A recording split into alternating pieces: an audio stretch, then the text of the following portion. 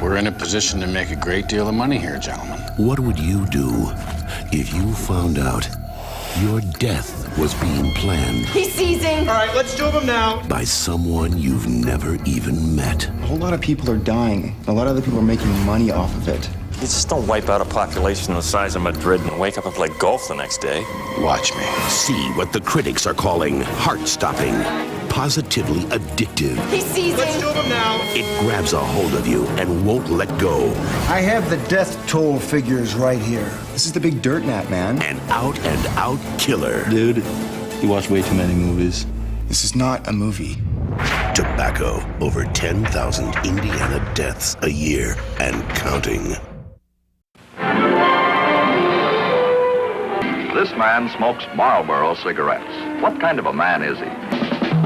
You come a long way, baby. Introducing new Virginia Slims, the Slim cigarette for women only. Julie London sings the Marlboro song. Where there's a man, there's a Marlboro. And best of all, tobacco tastes best when the filter's recessed. We face an epidemic. More than 3,000 kids become regular smokers every day, and 1/3 of them will die from tobacco-related disease. Nearly 90% of today's smokers began by age 19. Hello, I'm Essie Patha-Merkerson, Lieutenant Anita Van Buren on Law & Order. On television, my detectives and I solve crimes. But today, we're not talking about a solution to crime. We're talking about a proven solution to the leading preventable cause of death in the United States. The evidence is clear. We must act now.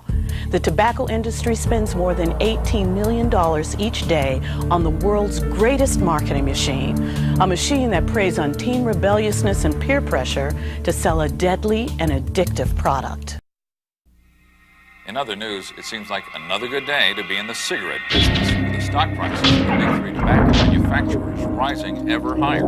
Today's jump in price comes on the heels of the top tobacco companies reporting surging quarterly profits. It seems nothing can stop the money-making machine that is the tobacco industry. With such steady growth, it's a sure bet that tobacco stocks will be going strong for many years to come, prompting even the most seasoned analysts to ask, what is the secret to the tobacco company's success? What made me quit is I couldn't breathe. I started smoking when I was 15. When awareness comes about and you understand what the cigarette companies are doing to the minority community, stop smoking, and that's what I did. And Surgeon General supposedly says that smoking is more addictive than heroin. Why is it legal to smoke? I smoke sometimes. Either way it go, it's still a slavery. Why can you go out and buy cigarettes? You shouldn't be able to anymore. You can go out and buy heroin. That's slavery. Oh my God.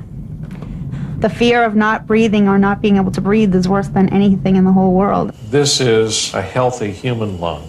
My chest gets tight, my heart starts to beat really fast. This is a lung removed from a patient who had emphysema. I can't think, I try to calm myself down. This is full of carbon from smoking.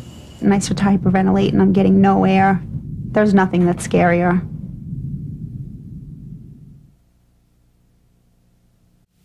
Smoking is the enemy, and therefore the tobacco industry is the enemy. While we've talked a lot about the problem, until recently we've done very little to solve it. Now, as a result of the billions of dollars they're receiving from the tobacco settlement, states have a unique opportunity to prevent kids from starting to use tobacco and to help adults quit. And I'm glad to see that they're showing commercials to show the real life, how cancer can be and smoking can be. And I believe that people that smoke shouldn't if they really knew what was in it. I think they said one chemical they use in cigarettes is what they use to kill rats. What do you do here? I work out in the field, cleaning up chemical spills, working with hazardous materials. Benzene. Benzene? Benzene. Dangerous stuff? It is, very dangerous. What could it do to you? Cause cancer. When do you use this device? On chemical spills. What's it show? Volatile organics, which is probably benzene, toluene. What does it read? 20 ppm. You find that on a chemical spill? Yes, you would. That kind of level? Yep. Are you worried? I'm worried now.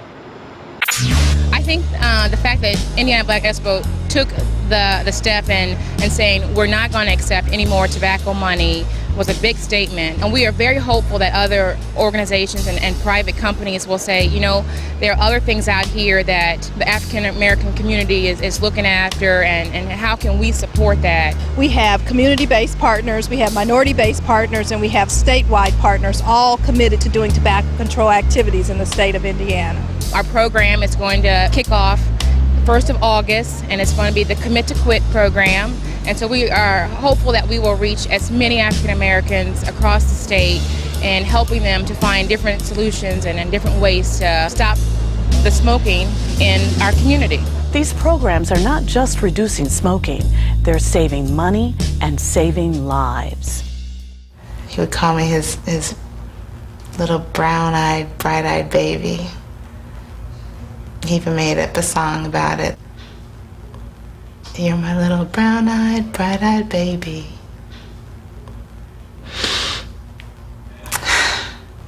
You're my little brown-eyed, bright-eyed girl. You're my little brown-eyed, bright-eyed baby. And your daddy loves you so. I had a grandfather that died of lung cancer because of tobacco smoke. I know a couple people got a couple aunties and had lung cancer and all that. I've seen what it did to my uncle and a couple of family members, cancer and smoking. They have no need for it. This is the machine that we use right here. This is an embalming machine. And you use formaldehyde in your embalming? Yes, we do. Is formaldehyde a safe product? No, it's not. I believe it's a cancer-causing agent. You didn't know that formaldehyde was in secondhand smoke? No, I didn't. What if I was taking a big whiff of that every day? It would probably do some serious damage. Cancer? Probably. Death? Probably. Tobacco companies really don't care much about that, though, I guess. No. We're trying to mobilize the community to understand that they do have rights when it comes to secondhand smoke, that environmental tobacco smoke is deadly, and that smoking in the car, smoking in the home will hurt families. When I was 17, I was diagnosed with a heart condition.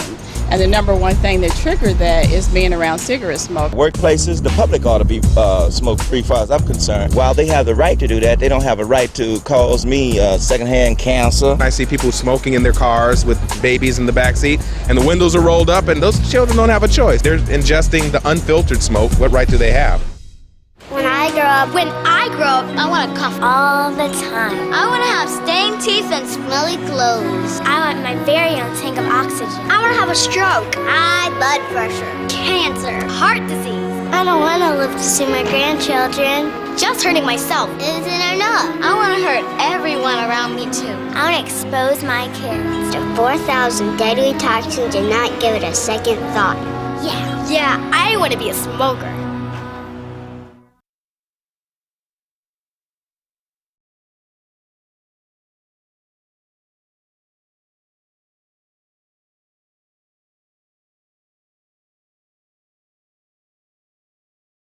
We know you people well. We know what to do. You see rappers with cigars, you want to smoke them too. See, we in the tobacco industry need the trend to catch on. If they blow up in hip-hop, cigars will stay bomb. I know you've seen cigars in videos. True. We want them in there, so we'll make the dough. If you bite it, then you'll light it. It's a hot look. Makes you come off upscale while your lungs cook. You'll feel the effects long after we're gone, making cheese while you wheeze. Thanks for putting us on. Don't let the tobacco companies play you. Indiana is a leader when it comes to the master settlement funds. The Indiana Tobacco Prevention and Cessation Agency is proud to say that we've allocated 56% for community programs, and as of right now, about 95% of that money is already in the hands of community partners all over the state of Indiana. We've actually spent over $4 million in minority communities, and so we're doing our best to reduce disparities that are caused by the use of tobacco in the minority communities. It's going to take some time, but we think it's the best way to get the work done in our minority communities. But the bad news? Only a few states are funding comprehensive tobacco prevention programs at even the minimum level recommended by the experts at the Centers for Disease Control and Prevention. We're not advocating spending every nickel of the tobacco fund on tobacco control programs, but a good portion of it. CDC has found if you commit this money, the program will work, it will save lives and reduce smoking. Unfortunately, most states are not meeting the CDC guidelines. The failure of our states to do more is especially troubling because there is strong evidence the tobacco industry continues to target kids. After the states signed the settlement agreement, the industry agreed to take billboard advertising down, and everybody thought the problem was over. Well, we did a study and we found that the money they put into the billboard advertising was only recycled into magazines, many popular with kids, so there was no change.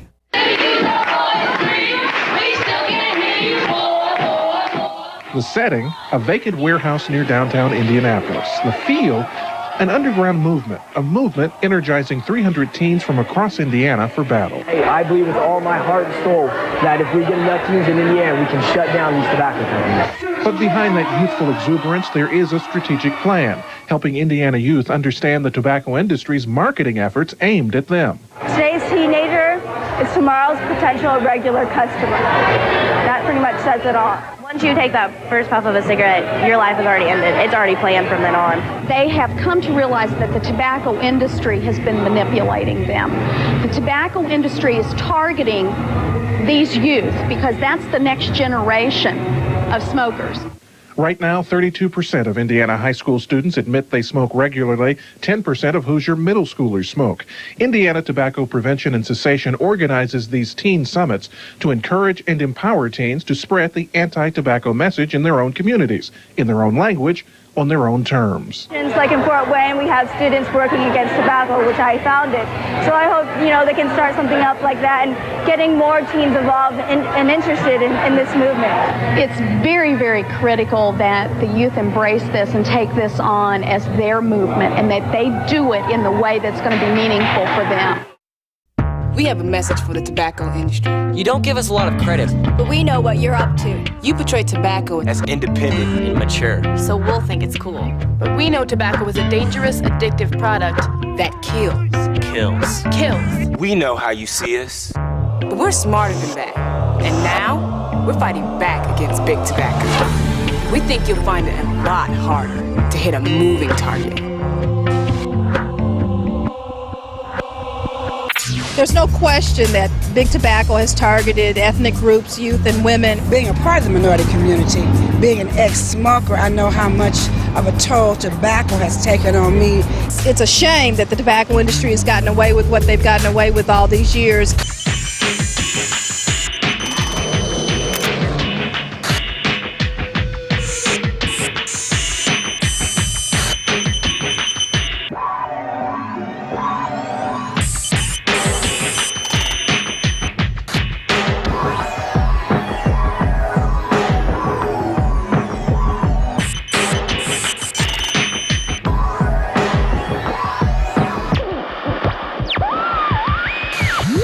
A crowd at Martin University heard a health expert say tobacco companies target minorities. News 8's Cor Harland talked to one man who wants the targeting to stop, even if these companies make contributions to the community.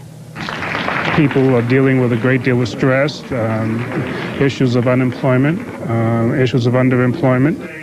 Dr. Robert Robinson is considered by many to be the authority on racial disparity issues related to smoking. While lower incomes and being part of a minority group, he says, seem to go hand in hand with higher smoking rates, these populations, he says, are also more likely to smoke because of poor education about the dangers of smoking. You add all of those up and you have a vulnerable community, and this is a community that perhaps is going to be susceptible to the kind of false advertising that comes forth from the tobacco industry. So during his speech Monday night, Robinson called on community groups to stop accepting money from tobacco companies to fund their operations. One group that's already done that is the Indiana Black Expo. It's always been our goal, if it was any way that we could remedy ourselves or relieve ourselves of tobacco support, regardless of in what manner it comes to us, that it would be better for our community, it would be better to set an example. And there were also calls Monday night for personal responsibility to stop smoking from Martin University's Boniface Hardin. We're making a choice. It's about free will, and we cannot put that on some. Each one of us has free will, and we have to put it on ourselves, and we have to work at it. Cor Harlan, Wish TV, News 8. Dr. Robinson from the CDC says Indiana has the 4th highest minority smoking rate in the nation. He attributes blacks' high rates of cancer and heart disease to smoking. And Robinson also says minority groups are targeted with cigarettes containing higher levels of nicotine and tar. No, I don't smoke. I don't smoke cigarettes. I don't believe in that. I don't put cigarette tobacco in my body. It's my temple, I've been looking at the news and different reports that show how smoking is very damaging to your health and it causes all type of lung cancers and things of that sort. And also people that are inhaling a secondhand smoke, their lives are in danger too. So I think it's a very important issue. The stakes are enormous. Tobacco causes nearly 1 out of every 3 deaths from cancer, 1 out of every 5 deaths from heart disease, and nearly 90% of lung cancer cases. Tobacco costs our country $89 billion in healthcare expenditures each year. Kids are listening. Prevention works, but these programs must be well funded. They must be comprehensive, and they must be sustained to protect every generation of kids. All my friends say, "Oh, I want to be like my mom when I grow up," and I can't say that. Because if I said that, then they would think I want to start smoking when I'm 10. If I was her, I think I would die because I tried not breathing for a while to see what my mom feels like, but I can't do it. And that makes me sad.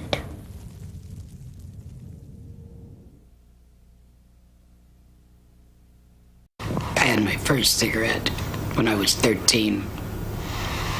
When I found out how bad it was, I tried to quit.